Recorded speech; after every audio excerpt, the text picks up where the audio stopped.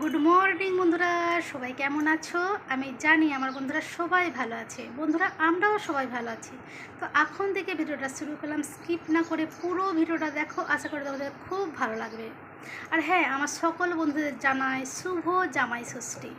আজকে তো জামাইরা আম, কাঁঠাল, লিচু আর মিষ্টির হাড়ি নিয়ে শ্বশুরবাড়িতে যাবে ষষ্ঠী করতে, তাই তো?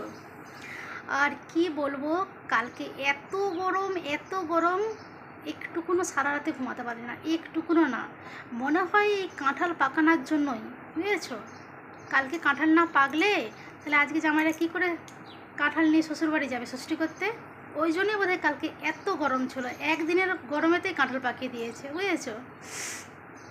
যদিও প্রায় 4-5 দিন ধরে এই অতিরিক্ত গরমটা রয়েছে, প্রচুর পড়েছে গরমটা, অতিরিক্ত গরম পড়েছে 4-5 দিন ধরে। বৃষ্টির তো কোনো গন্ধই দেখতে পাচ্ছি না। তো যাই হোক, তোমার দাদা তো সকাল সকাল স্নান টান করে দোকান চলে গেছে, তো আমারও খুব সুবিধাই হয়েছে আজকে তোমাদের দাদা সকাল সকাল দোকান চলে যাওয়াতে। দাদা আর ভাইপো দুজনেই চলে গেছে, কারণ দোকানে একটু কাজের চাপ রয়েছে। তো আমিও দেরি না করে ঝটাপট করে কাজগুলো সেরে আমিও চলে গেছিলাম বাজারেতে, বুঝেছো? মাংস কিনতে। জীবনে আমি আজ পর্যন্ত মাংস মাছ কোনোদিনই আমি কিনি না। মাংস মাছটা তোমার দাদাই কিনে, আমি এখন কিনতে পারি না, জানি না কিনে নিয়ে এসে কেমন হবে কি তারা। ধোয়া পাগলা করেছি।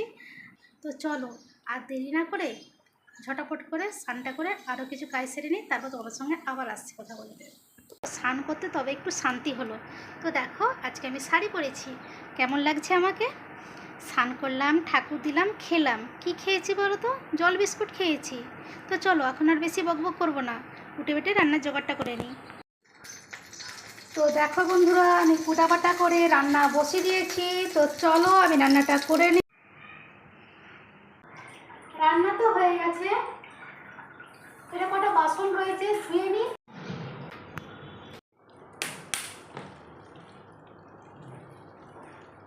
এই জল দিয়ে গেল, বোতলগুলো সব ফাঁকা, তো ভরে নিই। রান্নাঘরের কাজ কমপ্লিট। দেখো, বাসন দেওয়া হয়ে গেছে, গ্যাস পরিষ্কার হয়ে গেছে, জল ভরা হয়ে গেছে।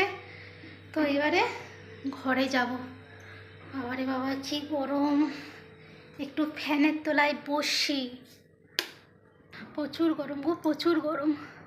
পুরো চুলটা পুরো ভিজে গেছে একদম, বাবা চুলের গোড়াগুলো ভিজে যাচ্ছে।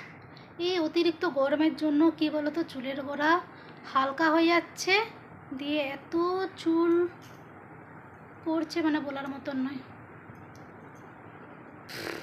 টাগলো হয়ে গেছে দেখো। তো চলো এবার তোমার দাদার আসার অপেক্ষায়, দাদা ভাইপো দুজনেই আসার অপেক্ষায় বসে থাকি। খুলবা তো দাঁড়া না, ভগবান আমি কি করে জানবো? দেখো, তোমার দাদা আর ভাইপো চলে এসেছে। আমি গেটটা লক করে রেখেছি আর ওরা এদিকে করেছে। তো দেখো, তোমাদের দাদা আর ভাইপো দোকান থেকে চলে এসেছে। এবারে যাই খাবার বাড়তে। নাকি খাবে তো নাকি? খাবে না বলে কি দেখবো, খাবো না। কত দুষ্টু কোথায় গেল?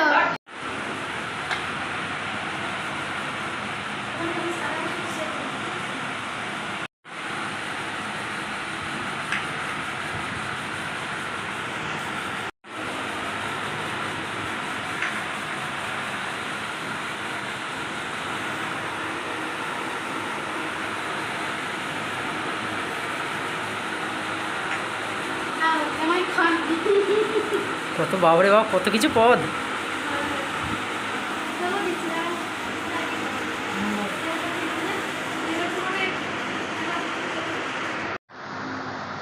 তো আজকে আমি রান্না করেছি আলু ভাজা, পটল ভাজা, কাঁকরোল ভাজা, স্যালাডে রয়েছে শসা, পেঁয়াজ, লেবু ভাজা, কাঁচা লঙ্কাটা দেওয়া হয়নি।